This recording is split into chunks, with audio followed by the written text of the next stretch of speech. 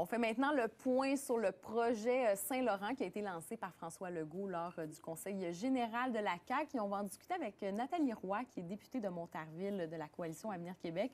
Et on s'est connus un petit peu en journalisme avant.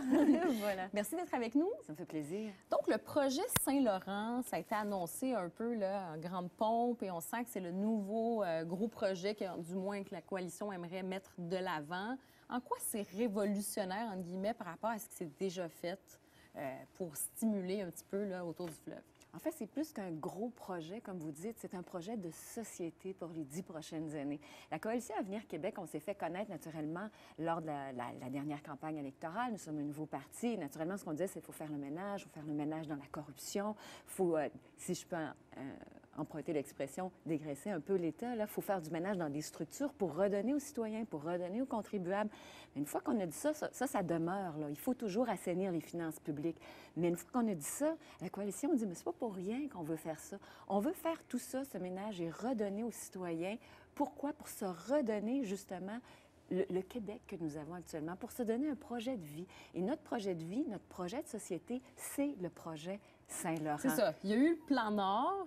Et là, ça serait comme le plan Saint-Laurent, c'est un peu l'équivalent, mais on veut... Ah, mais c'est très différent, c'est très différent. Puis le plan Nord, effectivement, il faut continuer à faire de la prospection et développer les ressources minières. Il faut développer ces ressources minières-là. Mais nous, ce qu'on dit, c'est que ça prend un projet de vie pour tous les citoyens du Québec. Parce qu'il ne faut pas oublier une chose, on parle du projet Saint-Laurent, c'est tout le long de la vallée du Saint-Laurent. C'est ça, ça part jusqu'à Anticosti. C'est d'un bout à l'autre, c'est d'un bout à l'autre. On comprend que c'est d'un bout à l'autre pour que tous les Québécois en bénéficient. Là.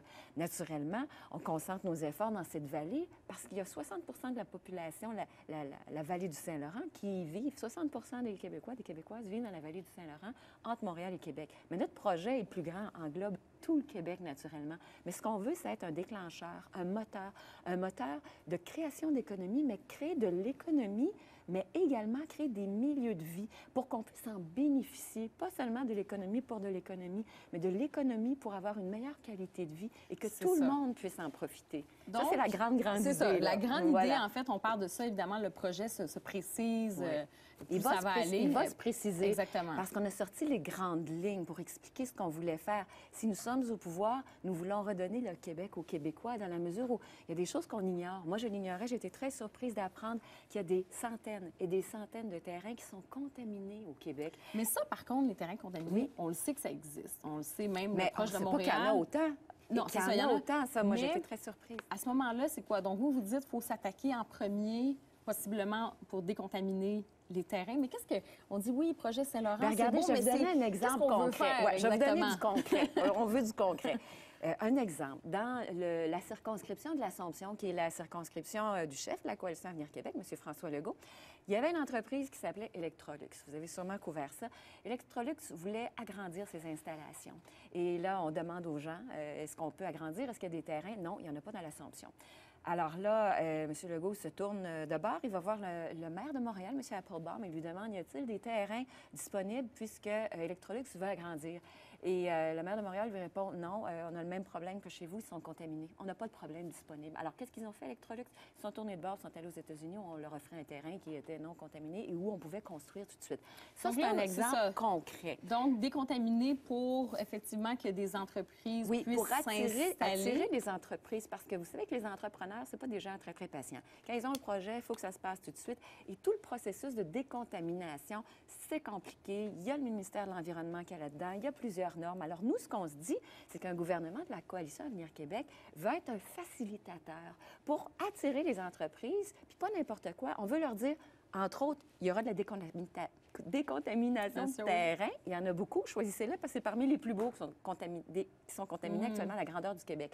Choisissons les terrains. Celui-ci vous intéresse. Alors là, pour ce qui est du prix, vous allez demander comment ça va coûter de décontaminer tout ça. Il y a plusieurs formules qui pourraient être adaptées. Ça pourrait être le gouvernement qui les décontamine ou de partenariat avec l'entreprise qui s'en vient. Mais nous, ce qu'on se dit, c'est qu'on va rentrer dans de l'argent facilement parce qu'en décontaminant ce terrain-là, en attirant des entreprises innovantes, on veut créer des milieux de vie. Pas juste une entreprise pour une entreprise. Mais c'est ça, parce qu'en même temps, quand on regarde, des fois, on va regarder, l'Institut économique du Québec s'est prononcé comme quoi, finalement, les berges en question, la contamination, c'est pas nécessairement un frein. c'est pas ça en premier là, qui freine l'entrepreneuriat. On a un problème au Québec, on n'est pas nécessairement, on est l'endroit où est-ce que l'entrepreneuriat pourrait aller quand même beaucoup plus loin qu'actuellement. Et ça n'est pas un frein. Les entreprises peuvent quand même s'installer ailleurs. Donc, pourquoi donc autour du fleuve? Bien, entre autres, parce que cette vallée du Saint-Laurent, bien, 60 de la population y vit. Alors, le gros de la population est là. Donc, pour revenir à nos fameux terrains, effectivement, si on arrive avec ces incitatifs pour inciter les entreprises, le travail est déjà fait, les ententes sont déjà prises et on leur offre un milieu innovateur. C'est une vallée de l'innovation qu'on veut créer parce qu'on veut que les gens viennent y vivre. On veut que les entreprises qui viennent s'installer ici pourront faire des partenariats avec les universités pour avoir de la main-d'œuvre compétente, spécialisée. Et on veut également que s'installent tout le tour de ces entreprises des quartiers, des milieux de vie. Bien, c'est ça aussi, parce que là, le temps file et je veux quand même qu'on ait le temps de parler aussi. Là, on a parlé des contaminations, d'attirer les entreprises, mais c'est aussi la question récréo-touristique. Absolument. Donc, recréer peut-être des fameuses plages, des quartiers, etc. Absolument. Et carrément, vous savez, quand on a le nez collé sur un arbre, on ne voit plus la forêt. Mais les Québécois, on est assis sur la plus belle richesse, une des plus belles richesses au monde, le fleuve Saint-Laurent. Le fleuve Saint-Laurent, avec ses grands lacs, c'est 20 de toute la réserve mondiale d'eau douce. Il faut en prendre soin. Imaginez le tourisme qu'on pourrait développer d'un bout à l'autre du Saint-Laurent. Il n'y a rien de plus beau que les paysages du Québec. Il faut en profiter. Il faut redonner les berges aux citoyens. Il faut créer des milieux innovateurs, des quartiers innovateurs. Imaginez si vous êtes dans ce beau petit quartier innovateur avec une nouvelle entreprise liée avec une université, puis que vous n'avez pas besoin de prendre votre voiture pour aller travailler, vous prenez le vélo. C'est des milieux de vie qu'on veut créer. Donc, milieu de vie, mais comme on s'en va jusqu'à Anticosti, il y aura aussi le développement. Absolument, touristique, récréo-touristique. Pétrolier aussi. Absolument, oui. Nous voulons faire de l'exploitation pétrolière. En quelques secondes.